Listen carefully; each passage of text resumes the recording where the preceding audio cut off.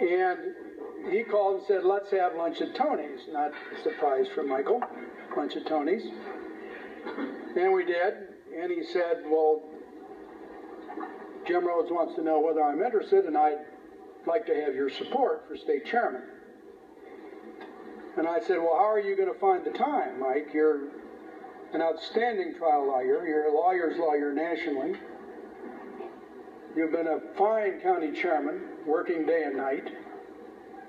How are you going to have the time to become full-time state chairman? And Michael looked at me and said, full service. And I said, what's full service?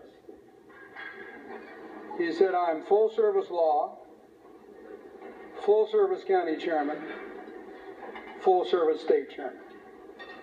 I said, I'll support you. And I did, and he was.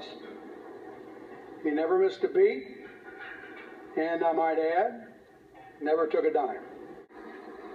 I don't know that I ever, in my 31 years at the newspaper, ever interviewed a soul as careful, deliberate, and methodical as Mike Colley. In the course of a phone interview, many times I'd have to remind Michael that I worked for a daily. There sometimes seemed to be more pauses between words than words themselves. No sooner would I coax a full sentence out of Mike when he'd say, would you read that quote back to me? Reluctantly, I'd read it back. And he'd say, strike that. Ask me the question again. I'd say, Mike, this is not a front page story. It's just Buck and Roger going at it again.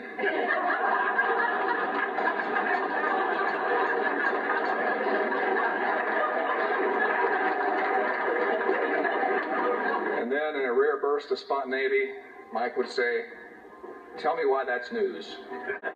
He not only believes in the politics of inclusion, all these years he has practiced the politics of inclusion.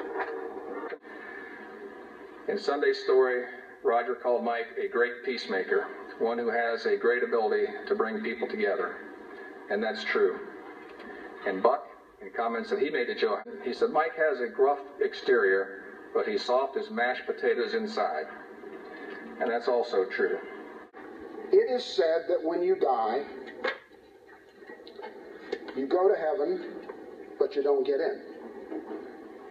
Unless you can answer two questions.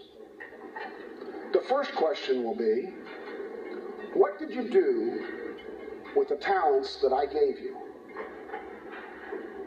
And many can answer that one pretty easily.